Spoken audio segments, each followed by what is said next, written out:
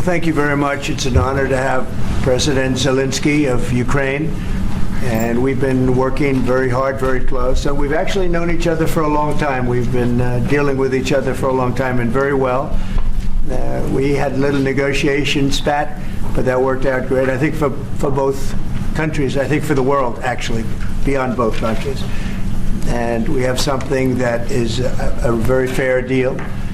And we look forward to getting in and digging and working and getting some of the rare earth. But it means we're going to be inside, and it's a big commitment from the United States, and we appreciate working with you very much. And we will continue to do that. We have had some very good discussions with Russia. I spoke with President Putin, and we're going to try and bring this to a close. It's something that you want and that he wants. We have to negotiate a deal, but we've started the confines of a deal, and I think something can happen.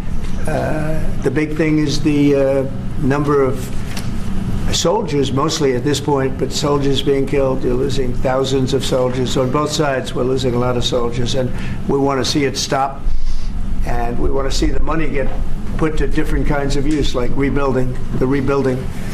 And we're going to be working very hard, but we've had a lot of very good conversations. I will say until we came along, the Biden administration didn't speak to Russia whatsoever. They didn't speak to anybody. They just allowed this to continue. And I will say that, I'll say in front of you, you've heard me say it 1,000 times, if I were president, this war would have never happened. We would have had a deal negotiated for you without having to go through what you've gone through.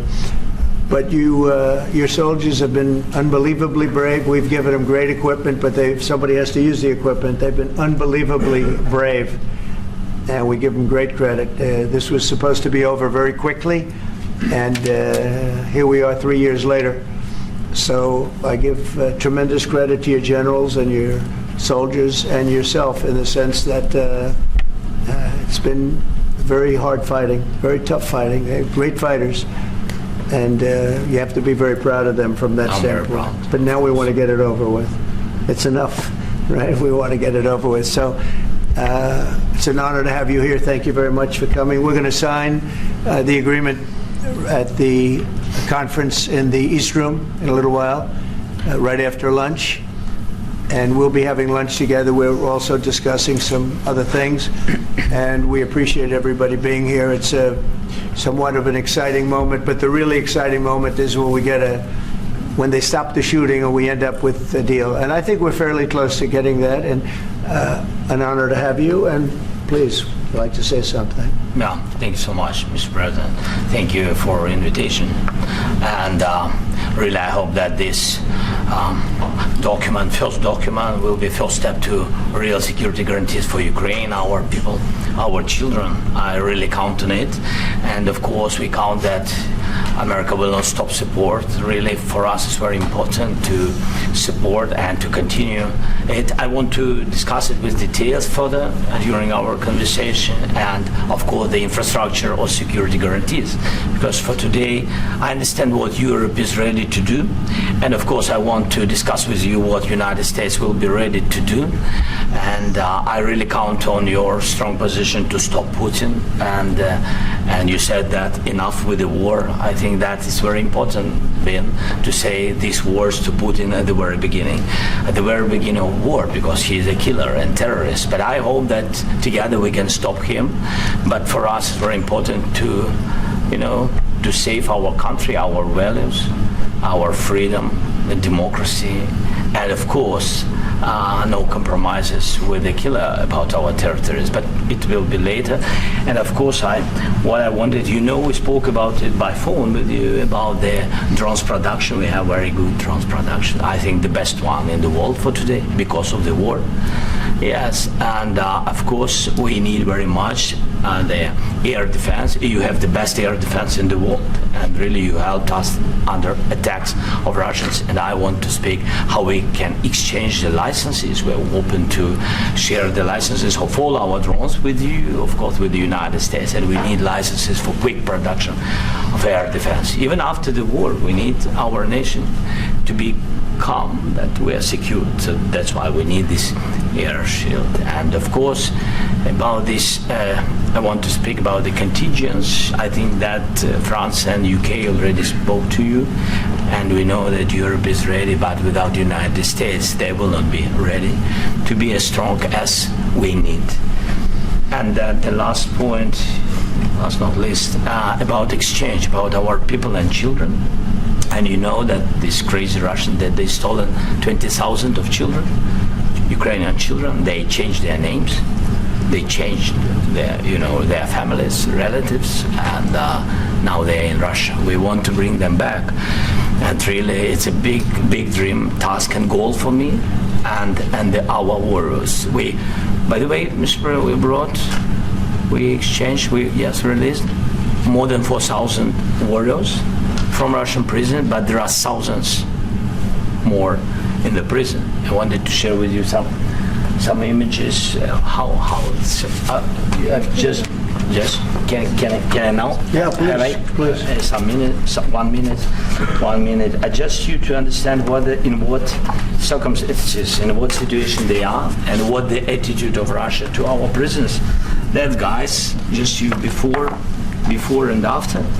And you see before and after, just you to understand. Now thousands of such guys, ladies and men, there, and that's so they don't eat. They beat them, and they so they do a lot of bad things.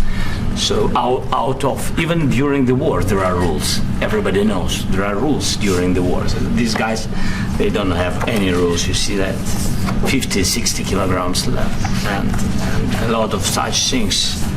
And I didn't want to show you what the changes with images of children, because I will share with you. I mean, it's looking tragic. Yep, it's tough stuff. I wanted very much to give you, and you see it. Yeah. This is pastor, by the way. They stolen pastors because it's not Russian church. They stolen pastors and moved pastors to the prison. We, at the end of last year, we brought 3 pastors, and we could exchange them. But this is pastor, you see. Yeah, that's tough. Yeah, so I mean this, I wanted to show you, and this. So thank you very much. We want to get that entered, right? Yeah, of course we will. I think we will. And We have to, of course. do you have any questions, please? Mr. President, Mr. President. Thank you, Mr. President. With how much money is the U.S. going to put into the fund that is being created today, and how does this provide long-term security for Ukraine? Well, we don't know exactly how much, because we're going to be putting some money in a fund that we're going to get from the raw earth that we're going to be taking and sharing in terms of revenue. So it's going to be a lot of money will be made from the sale and from the use of raw earth. And as you know, our country doesn't have much raw earth. We have a lot of oil and gas, but we don't have a lot of the raw earth. And what we do have is protected by the environmentalists, but that can be unprotected, but still it's not very much. They have among the best in the world in terms of raw earth. So we're going to be using that, using it for all of the things we do, including AI and including weapons and the military, and it's really going to very much satisfy our needs. So it's something that just worked out really well. We have a lot of oil, we have a lot of gas, we have a lot, but we don't have raw earth. So this has just about every component of the raw earth that we need for computers, for all of the things we do. This puts us in great shape. And the long-term security for Ukraine, how is this provided? I think they're going to have great luck. I think once we make the agreement, that's going to be 95% of it. They're not going to go back to fighting. I've spoken with President Putin, and I feel very strong. I've known him for a long time, and I feel very strongly that they're very serious about it. And we'll make a deal. And when the deal is made, I don't think we talk about security. Everyone's talking about the other day. All they talked about was security. I said, let me make the deal first. I have to make the deal first. I don't worry about security right now. We have to have a deal, because right now, last week, 2,000 soldiers died on both sides.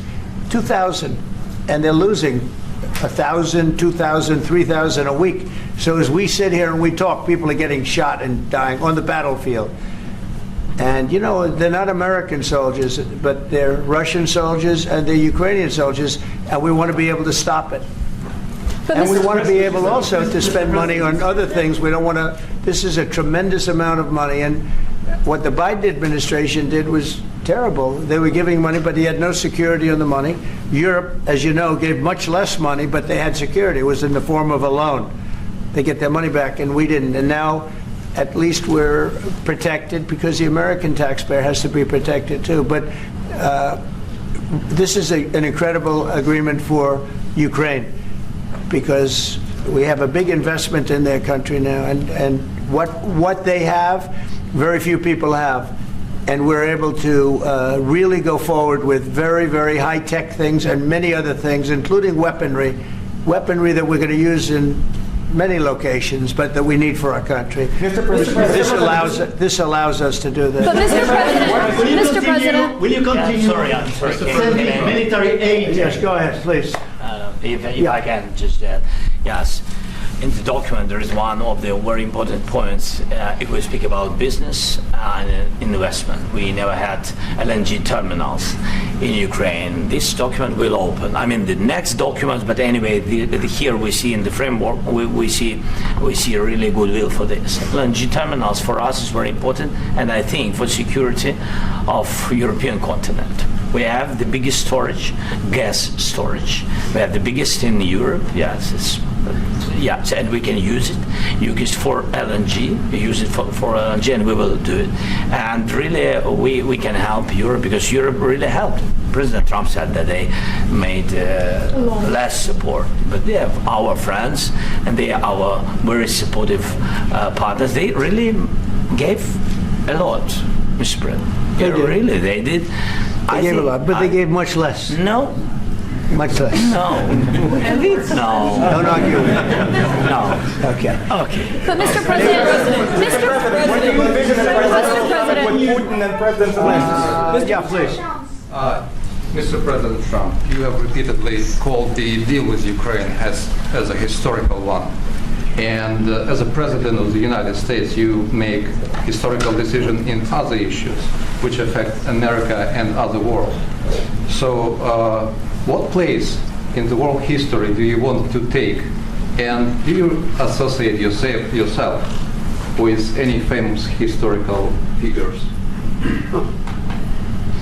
Yeah, I'd say George Washington, Abraham Lincoln. I would say I'm far superior to George Washington and Abraham Lincoln. Now, you know I'm only kidding, right? Because when I say that, the fake news is going to go wild. They're going to say he considers himself to be better than Washington. But you never know. You never know. I don't compare myself to anybody. I'm here to do a job. We've had a great 35 days or whatever it might be, a month, a little more than a month. We've accomplished tremendous amounts. Not only this would be a very great achievement if we could get the war stopped and get them back to normalization. I think that's going to happen. We've had very good talks on both sides, as you know. But I think we've done a very good job, just generally. If you look at all of the things we've done in 30 days, they're saying there's never been a opening for a president. The first month, there's never been a first month like we've had. And this is one of the very important things. This, to me, is one of the most important things because we have tremendous death taking place as we speak, and I don't want to have that. You know, think of the parents, whether they're in Russia or Ukraine, think of the parents of all these people being killed needlessly. They came to our territory. Should have never started. This would have, if I were president, this would have never started. President Trump, Will you President Trump. continue sending military aid to Ukraine after the U.S. signs this agreement with Ukraine? Yeah, we're going to be continuing. President Zelensky, do you feel like the U.S. is on your side? That President Trump is on your side at this moment? What do you think? He wants to know, do you think that, sort of a stupid question. I guess we wouldn't be here if I wasn't. But, I think that the United States on our side from the very beginning of occupation, and I think that President Trump on our side, and of course I'm sure that United States President will not stop support. This is crucial for us. It's important for us. Yes, and Putin, the president, speaks about the people and the soldiers which are dying, but they came to our territory. They came to our land. They began this war, and they have to stop. And I think this is the question, with really the most important question. Can President Trump, I hope yes, with some other allies, to stop Putin, withdraw these enemies, our enemy, withdraw these troops from our land? And I think that you asked about the history, I think that if President, or when he will stop Putin, if President Trump will bring peace to our country, I think he will be on this wall. We've had very, very good talks. Mr. President, you said What about across- military aid to Ukraine? President Zelensky just said that there'll be no compromises with Vladimir Putin. I just wanted to ask both of you, firstly, are there compromises that you think that President Zelensky is going to have to make? And President Zelensky, is there anything that you think that you may be able to offer or bring to the table, for example, elections? Thank you. I think you're going to have to always make compromises. You can't do any deals without compromises. So certainly he's going to have to make some compromises, but hopefully they won't be as big as some people think you're going to have to make. That's all. It's all we can do. I'm here as an arbitrator, as a mediator to a certain extent between two parties that have been very hostile. To put it mildly, they've been very hostile. There's been a vicious war. There's been a vicious war.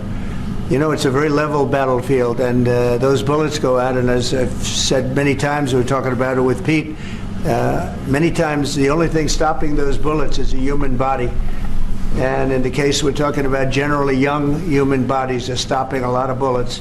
It's dead level. That's why it's great farmland. It's great land. It's great farmland, but there's very little protection against the bullets that are being, and other things that are being shot. So all I can do is see if I can get everybody at the table and get an agreement. And I think we're going to end up with an agreement. Otherwise, I wouldn't probably be even here today.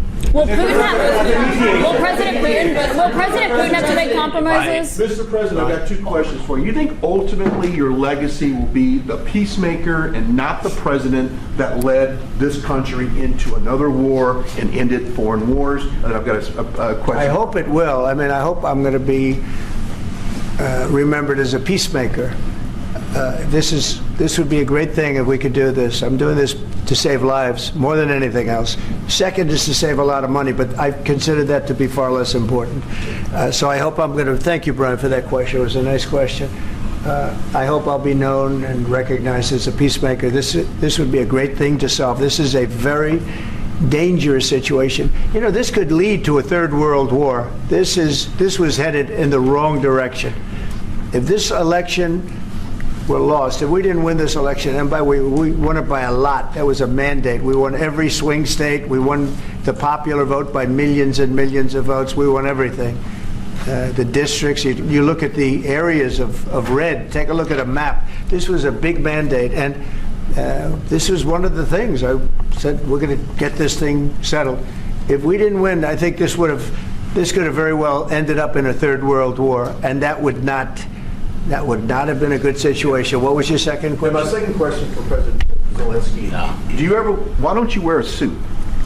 Why don't you wear a suit? You're at the highest level in this country's office, and you refuse to wear a suit. Just want to see if do you own a suit? Yeah, problems. A lot of Americans have problems with you not Really? respecting I don't have the such. office. I will wear a costume after this war will finish. Okay. Yes, maybe one. Maybe something like this. something like yours. sir. Yes. That'd be great. Maybe something better. I don't know. We will see. Maybe something cheaper than Thank you. President Trump, you said yesterday, thank you, President Trump. You said yesterday that you have... Are you going to send more arms to Ukraine in case there's no peace? Yeah, we're going to have arms to Ukraine, yeah, sure. Hopefully I won't have to send very much, because hopefully we're going to have it finished. We're looking forward to finishing this quickly. We're not looking forward to sending a lot of arms. We're looking forward to getting the war finished so we can do other things. But we very much appreciate the agreement, because we needed what they had, and we're treating, our country is now treated fairly. Biden didn't do that. He didn't know what the hell he was doing. This should have never happened. This should have never started. But, sure, the answer is yes, but hopefully we won't have to send much, because I'm looking forward to getting it done quickly, very quickly. Does that mean you'll provide security guarantees, Mr. President? I don't want to talk about security yet, because I want to get the deal done. You fall into the same trap like everybody else. A million times you say it over and over. I want to get the deal done. Security is so easy. That's about 2% of the problem. I'm not worried about security. I'm worried about getting the deal done. The security is the easy part. Security is very nice. Everybody stopped shooting. And now will Europe put people there? I know France is going to. I know the UK is going to. I know other countries are going to, and they happen to be right next door. We haven't committed, but we could conceivably. We have security in a different form. We'll have workers there digging, taking the raw earth so that we can create a lot of great product in this country. So in that sense, you have something, but we haven't determined that yet. I will say, in speaking to France and in speaking to, and they were here, as you know, last week and just the other day, they have committed to a lot of security. I don't think you're going to need much security. I think once this deal gets done, it's over. Russia's not going to want to go back, and nobody's going to want to go back. President Zelensky is shaking his head. When this deal ends, I really believe this deal is going to be over. Question? Yeah, please go ahead. Thank you. Go ahead. Thank you so much. Mr. President, thank you. Thank you. Macron and Keir Starmer at the White House this past week, both of whom praised your courage and conviction to lead the pathway towards peace. Yes. Part of that involved, though, re-engaging Russia in diplomatic relations, something that previous leaders lacked the conviction to do so. What gave you the moral courage and conviction to step forward and lead that? Well, I love this guy. Who are you with? One American News, sir. Well, that's why I like him. One American News does a great job. I like the question. I think it's a very good question. It's a pathway to peace. It's a pathway to getting something solved. And I feel that as the head of this country, I have an obligation to do that. Plus, we're very much involved. We got involved. It's too bad we got involved, because there should have been no involvement, because there should have been no war. And there shouldn't have been October 7th. That would have never happened. As you know, Iran was broke. They had no money to give to Hezbollah. They had no money to give to Hamas. They were stone cold broke. And then under Biden, they became rich as hell. They went from no money to $300 billion in a period of 4 years. And they gave a lot of that money away, and you see what happened. And that's a real mess also that we hope to be able to solve. But no, I appreciate your question very much. I feel I have an obligation to try and do something to stop the death. Mr. President, If I can answer. President Yes, if I Zelensky. can answer. Please, Sorry. go ahead. Please. And I do like your clothing, by the way. Yeah, really? Even though I think he's a great guy, by the way. I don't know if you two like each other, but you know what? I think No, he's dressed. I think he's why? dressed I like beautifully. this guy. I don't know I think him. he's dressed beautifully. So I have more serious things than answer on such Yes, questions. sure, that's I will okay. answer on more serious good questions if statement. I can. Yes. Yeah. So please, about security guarantees and about just ceasefire. We can't just speak about ceasefire and speak. It will not work. Just ceasefire will never work, because I'm like a president. I have this experience, and not only me. Ukraine before my presidency, from the 2014, Putin broken 25 times. 25 times he broken his own signature. 25 times he broken ceasefire. But he never broke to me. He never broke to me. No, you were the president. He You were never the broke- president during. he never broke to me. In 2016, you've been the president, Mr. President. You've been the president, but he had, of course, not with you, but he had during those period. He had conversations with our side, and we had Normandy format. The France, Germany, Ukraine, and Russia, and he broken 25 times. That's why we will never accept just ceasefire. It will not work without security guarantees. Security guarantees, maybe President is right about this document and other, but this document is not enough. Strong army is enough, because his soldiers afraid, Putin's soldiers afraid of our soldiers when we're strong enough. If we are not strong enough, if we are empty, if our storage is empty, we can't defend our land. Today, He knows that we have all the world knows that we have meeting. Yes, why he's using ballistic? Putin today using ballistic on our hospitals, schools, and etc. Ballistic. So he knows that we are here and that President Trump is really have goodwill to stop this war. And you hear now the president. So why he's using? So he doesn't want to stop. He doesn't want. But I hope that we will do it. Really, we'll do it. Security. When we speak about security guarantees, when the Europeans are ready for contingents, they need USA backstop. If there will not be United States, we will not never have any contingents, strong contingents from the Europeans, because they don't want to divide alliance connection between the United States as the main and strongest ally and Europeans. And this is crucial. This is important. That's what we want to speak about very much. This is very important. And air defense. So air defense, really, we have big deficit with all the systems, and we need to provide this. We need it very much. Otherwise, Putin will never stop, and will go further and further. He doesn't want. He hates us. You know, it's not about me. He hates Ukrainians. He thinks that we are not a nation.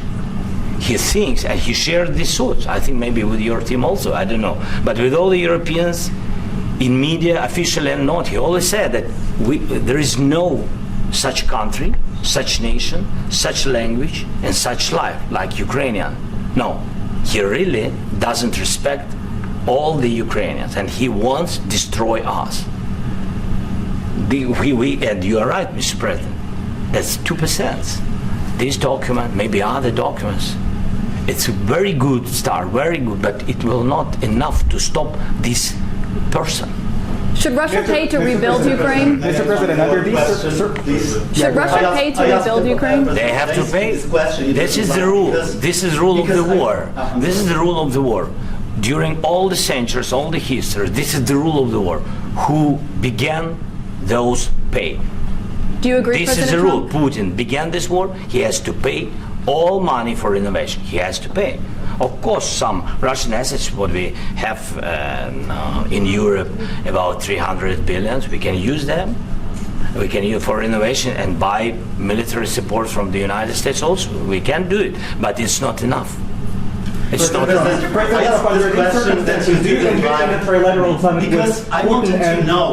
Please, wait 1 second. I asked this question that you didn't like because I wanted to know if you want to position yourself in the middle between Russia and Yes. Ukraine or on the Ukraine side. I'm in the middle. I want to solve this thing. I'm for both. I want to get it solved.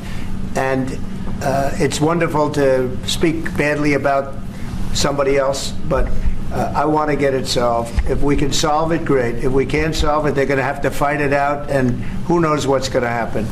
But I want to see it get solved. May I follow up? One more question about U.S. troops in Europe. After Russian invasion of Ukraine, your predecessor sent additional troops to Eastern Europe, including Poland, my country. Are you committed to keeping these troops on the eastern flank of NATO in the future? I'm very committed to Poland.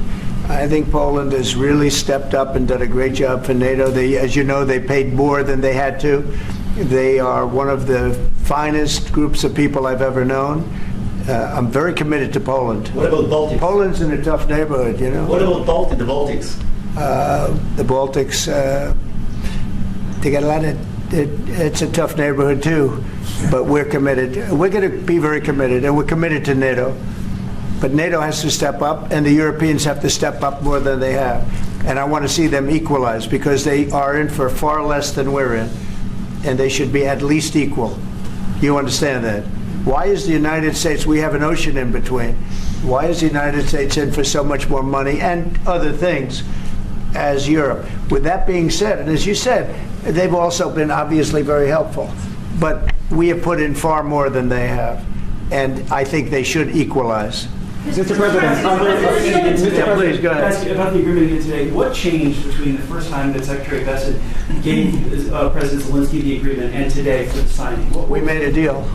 So What was the difference? I'm just- deciding factor? Or was I'm a business person. We made a deal. That's what changed. A lot of those minerals. I didn't think we were going to make a deal, and We ended up making the deal, so that changed. Mr. President, when and how do you envision a trilateral summit with President Zelensky and Putin? I don't know, under but these well, they circumstances? don't like each other. I can tell you that. Okay? They do not like each other. This is not a love match, and it's unfortunate. That's why you're in this situation. The United States should not have allowed this to happen. Okay? The United States, run by a man that didn't know much. I'm going to be very nice. Run by an incompetent person, very incompetent person, should never have allowed this to happen. I've stopped wars. I've stopped many wars. My people will tell you, I stopped wars that nobody ever heard about. I stopped wars before they ever started. You can look at some of, I could give you a lot of nations that would tell you right now they were probably going to war. I could tell you right now there's a nation thinking about going to war on something that nobody in this room has ever even heard about. Two smaller nations, but big, still big. And I think I've stopped it. But this should have never happened. Mr. President, About sorry, just a second. About any negotiations. First of all, I want really to tell you, and I think that everybody understands that Ukraine, more than Ukrainians, nobody wants to stop this war. But in the future, any negotiations, it's understandable that two sides of the war, not Russia and the United States, because this is not the war between Russia and the United States. This is war of Russia against Ukraine and Ukrainian people. So these two sides will be at the, anyway will be at the negotiation table. Then of course United States, like the strongest partner of the Ukraine, and of course Europe. I think Europe is very important. I want to speak about it with the President. Yes, Europe is very important for us because we really defend Europe for today. All Europeans really recognize that we are defending the line and they have real life and our people are dying. That's why they helped us. And also it's about the NATO. Yes, between, like the President said, you have big, nice ocean. Yes, between us. But if we will not stay, Russia will go further to Baltics and to Poland, by the way. But first to the Baltics. It's understandable for them because they've been in the USSR. You know, they've been one of the republics of the USSR, and Putin wants to bring them back to his empire. It's a fact. And when he will go there, if we will not stay, you will fight. Your American soldiers, it doesn't matter, do you have ocean or not, your soldiers will fight. Mr. President, would you be willing to visit Ukraine, maybe Kyiv or Odessa, which is going to be at the Riviera of the Black Sea? It was my question. I'm sorry. I don't want to talk about Odessa now. Let's not talk about Odessa. I want to talk about making a deal, getting peace. We don't have to talk about Odessa, but a lot of cities have been destroyed. There are a lot of cities that are not recognizable. There's not a building standing. No, and a lot of things have Mr. happened. President, you have to come and to look. No. We have very good cities. Yes, a lot of things have been destroyed, but mostly cities alive and people work and children go to school. Sometimes it's very difficult. Sometimes closer to front line, children have to go to underground schools or online, but we live. Ukraine is fighting and Ukraine lives. This is very important. And maybe it's Putin is sharing this information that he destroyed us. He lost 700,000 people, 700,000 soldiers. He lost everything. Yes. So. Mr. President, when did you last speak one more. On the minerals deal. Mr. President, when did you last speak with President Putin, and what did he say that A couple of days ago. And what did he tell you that gave you the assurance that he wanted peace? Well, that's what I do. My whole life is deals. I know pretty good. And I've known him for a long time. I've dealt with him for a long time. He had to suffer through the Russia hoax. You know, Russia was a hoax. It was all Biden. It was nothing to do with him. So he had to suffer through that, and he was able to do that.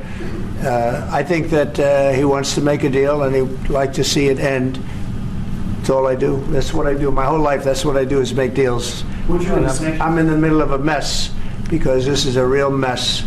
It's a very dangerous one.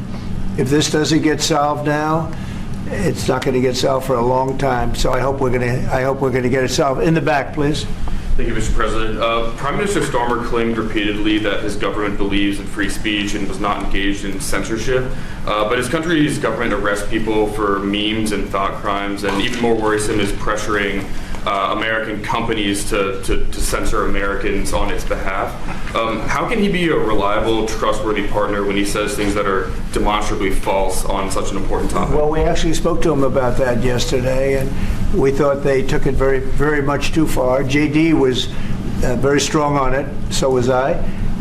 So was Marco, and we've been speaking to him about it. Marco, would you like to say something about it? We have concerns, obviously, with the conduct of those, particularly as it impacts Americans. And there's real concern that American speech, which is online, could fall into the hands of British or any country's jurisdiction. And so this is a point the Vice President made at Munich, and I think it's a very compelling one, that what unites us with Europe, as much as anything else, is these shared values, and one of them being free speech. And so if Americans are threatened by it, we're going to need to take action in that regard. JD? It's actually a very important question. We spoke about this in detail with the Prime Minister, the Foreign Secretary, and others at lunch yesterday. And I know that Secretary of Commerce Lutnick followed up in private meetings last night. This is really important. We believe Americans have the right to speak their mind, even if we in this room disagree with them. They have the right to speak their mind in the public square, which is often online these days. And we're going to defend that right as it pertains to American companies and American citizens vigorously if we have to. I do think that under the President's leadership, we're going to find common ground with our friends in the UK on this question, but it remains to be seen. The principle that will guide us is we believe in free speech in this country, and we'll fight for it for American citizens. Mr. President, oil and gas component to the deal? Is it all critical? A little bit. We'll see. On LNG? But we're not really looking for that so much. We got a lot. We have more than anybody in the world, by far. So no, we're not talking about it too much, but a little bit. I think it affects also, but for the most part, no. And sir, is there any agreement from Ukraine to purchase U.S. LNG as part of the deal, or is that on the table at all? No. We don't need that. Some of those minerals are in the east, Mr. President. You just mentioned that you'd spoken to Vladimir Putin a couple of days ago. Just to be clear, that's a new call, not the one that you. I've spoken to him on numerous occasions. Okay. And how was the latest call? What did you discuss? How did it go? Are you serious with that question? I am. I'd love to know. It went well. I think we're going to have a deal. On the minerals deal, Mr. President, some of those minerals are in the east of Ukraine, not far from the front lines and in areas that Russia has occupied. Will you direct President Putin to withdraw his forces from those areas if there's U.S. interest there? Well, we'll take a look at the time. We have a lot of area. It's a very big area we're talking about, so we'll take a look. I'll study that and I'll see. And who would protect those minerals if they are U.S. interests? Would that be Ukrainian forces, European forces? The agreement will protect them. U.S. forces? The agreement, yeah, we're signing an agreement. Right, but what if Russia tries to invade or there's Russian aggression in those spots? What would you do? I just told you I don't think that's going to happen. And if that were going to happen, I wouldn't make a deal. If I thought that was going to happen, I wouldn't make a deal. Some people may wonder why. They ought to focus on CNN on survival, not asking me these ridiculous questions. Why you have confidence that Putin won't violate the deal? Focus on surviving, because CNN's got such low ratings. I don't think they're going to survive. People will ask why you have confidence Putin won't violate the deal. I already mentioned Poland. Poland was under Russian control for decades after the Second World War. When I was a kid, I looked at the United States not only as a most powerful country, richest country in the world, the country that has great music, great movies, great muscle cars, but also as a force for good. And now I'm talking with my friends in Poland, and they are worried that you align yourself too much with Putin. What's your message for them? Well, if I didn't align myself with both of them, you'd never have a deal. You want me to say really terrible things about Putin and then say, "Hi, Vladimir, how are we doing on the deal?" That doesn't work that way.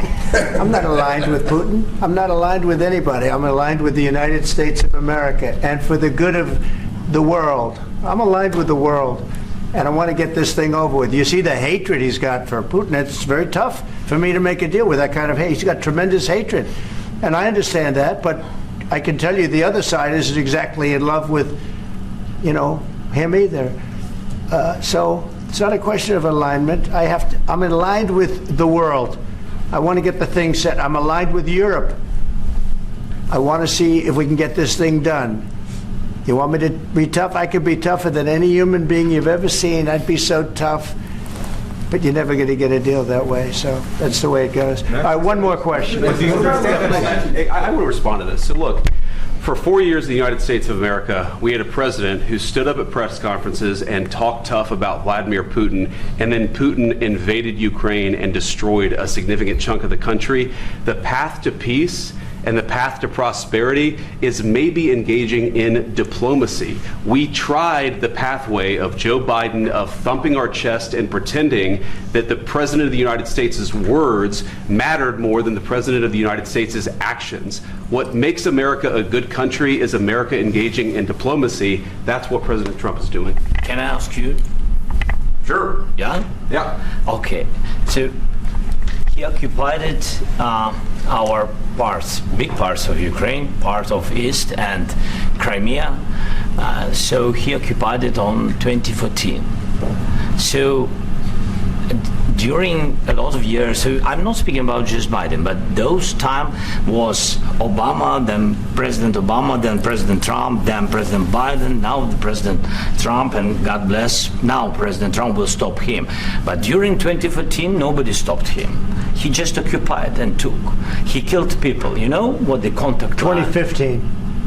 2014. 2014 and 2014. 2014? Yeah. So I was not here. Yeah, but That's exactly right. Yes, but during 2014 till 2022, the situation the same. The people have been dying on the contact line.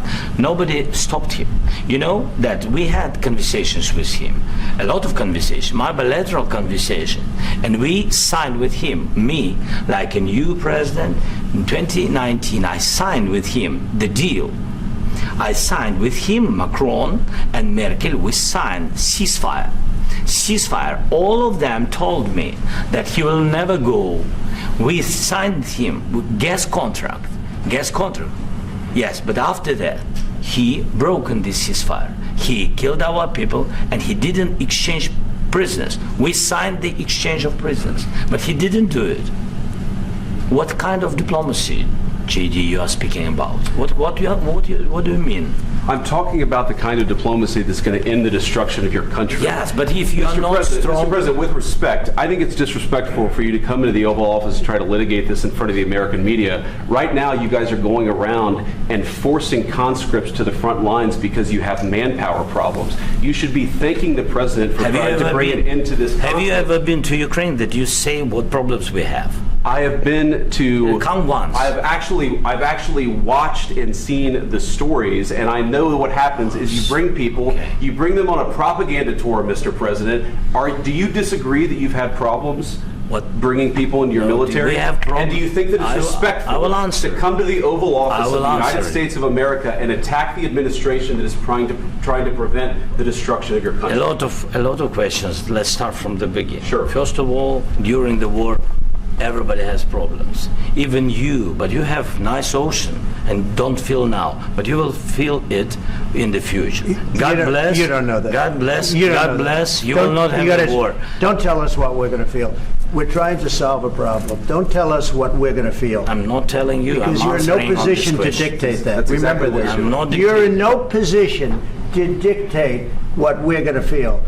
We're going to feel very good. You will feel influence. We're going to feel very good and very strong. You will feel influence. You're right now not in a very good position. You've allowed yourself to be in a very bad position, and he happens to be right about it. From the very beginning of the war. You're not in a good position. You don't have the cards right now. With us, you start having cards. Playing cards. Right now, you don't. You're playing cards. Mr. President. You're playing I'm very cards. serious. You're gambling with the lives of millions of people. You're gambling with World War III. You're gambling with World War III. And what you're doing is very disrespectful to the country, this country. That's back to you. Far more than a lot of people said they should have. Have you said thank you once? This entire meeting? No, in this entire meeting, have you said thank you? You went to Pennsylvania and campaigned for the opposition in October. Offer some words of appreciation for the United States of America and the president who's trying to save your country. Please, you think that if you will speak very loudly about the war, you He's can... not speaking loudly. He's not speaking loudly. Your country's in big trouble. Can I Wait a answer? minute. No, you've done a lot of talking. Your country is in big trouble. I know. You're not winning. I know. You're not winning this. You have a damn good chance of coming out okay because of us. Mr. President, we are staying in our country, staying strong from the very beginning of the war. We've been alone, and we are thankful. I said thanks you haven't in been this alone. cabinet, You and haven't not been only alone. in this cabinet. We gave you, through I this said thank stupid you. president, $350 billion.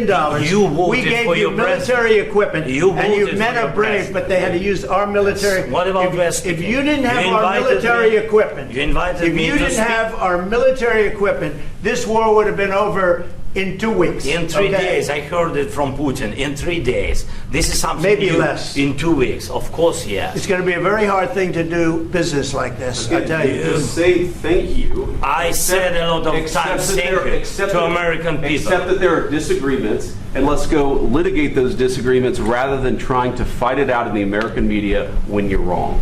We know that you're wrong. But you see, I think it's good for the American people to see what's going on. I understand, over there. sir. I think it's I very understand. important. That's why I kept this going so long. You have to be thankful. You don't have the I'm cards. thankful. You're buried there. Your people are dying. tell you You're again, running I low know. on soldiers. Don't- Listen, don't please, you're running Mr. low on President. soldiers. It would be a damn good thing. Mr. And President. then you tell us, I don't want a ceasefire. I don't want a ceasefire. I want to go and I wanted this. Look. If you could get a ceasefire right now, I tell you, you take it so the bullets stop flying and your men stop getting killed. Of course, we want to stop the war. But you're saying you don't want a ceasefire. But I said to you, I want a ceasefire. with guarantees. Because you'll get a ceasefire faster than an agreement. Ask our people about ceasefire, what they think. That wasn't doesn't with matter me. for you what- that what wasn't this with me. means. It That was wasn't with with you. a guy named Biden, who was not a smart person. But this that is was your, with, this that was is with your Obama. president. It was your president. Excuse me. That was with Obama, who gave you sheets, and I gave you javelins. Yes. I gave you the javelins to take out all those tanks. Obama gave you sheets. In fact, the statement is Obama gave sheets and Trump gave javelins. You got to be more thankful, because let me tell you, you don't have the cards. With us, you have the cards. But without us, you don't have any cards. One question to Mr. Vice President. I'm sorry. It's going to be a tough deal to make, because the attitudes have to change. What if Russia breaks ceasefire? What if Russia breaks peace talks? What do we do then? I understand that it's a heated conversation right now. What are you saying? What She's if asking, Russia, what if Russia Putin breaks the ceasefire? What if anything? What if a bomb drops on your head right now? But they have Okay? broken ceasefire. What if they broke it? I don't know. They broke it with Biden, because Biden, they didn't respect him. They didn't respect Obama. They respect me. Let me tell you, Putin went through a hell of a lot with me. He went through a phony witch hunt where they used him and Russia. Russia. You ever hear of that deal? That was a phony Hunter Biden, Joe Biden scam. Hillary Clinton, Shifty Adam Schiff. It was a Democrat scam. And he had to go through that. And he did go through it. We didn't end up in a war. And he went through it. He was accused of all that stuff. He had nothing to do with it. It came out of Hunter Biden's bathroom. It came out of Hunter Biden's bedroom. It was disgusting. And then they said, oh, the laptop from hell was made by Russia. The 51 agents. The whole thing was a scam. And he had to put up with that. He was being accused of all that stuff. All I can say is this. He might have broken deals with Obama and Bush, and he might have broken them with Biden. He did, maybe. Maybe he didn't. I don't know what happened. But he didn't break them with me. He wants to make a deal. I don't know if you can make a deal. The problem is, I've empowered you to be a tough guy. And I don't think you'd be a tough guy without the United States. And your people are very brave. But you're either going to make a deal or we're out. And if we're out, you'll fight it out. I don't think it's going to be pretty, but you'll fight it out. But you don't have the cards. But once we sign that deal, you're in a much better position. But you're not acting at all thankful. And that's not a nice thing. I'll be honest, that's not a nice thing. All right, I think we've seen enough. What do you think? What's this negotiation going to look like? This is going to be great television, I will say that. All right. We'll see what we can do about putting it on. Thank you, press. Everybody, Caitlin, let's go. Everybody out. Can you still negotiate? The video shows a joint press conference between U.S. President Donald Trump and Ukrainian President Volodymyr Zelensky. Trump talks about working closely with Zelensky on a new agreement involving Ukraine's rare earth minerals and says the United States is committed to helping end the war between Russia and Ukraine. He mentions speaking with Vladimir Putin and believes a peace deal is possible soon. Zelensky thanks the U.S. for its support, asks for continued military and air defense assistance, and stresses that Russia has caused great suffering, including the abduction of Ukrainian children and abuse of prisoners. He also says Ukraine will not compromise on its territory. Both leaders take questions from reporters about security guarantees, future military aid, and the chances of peace. Trump says compromises will be needed for a deal, but insists the priority is stopping the fighting and saving lives.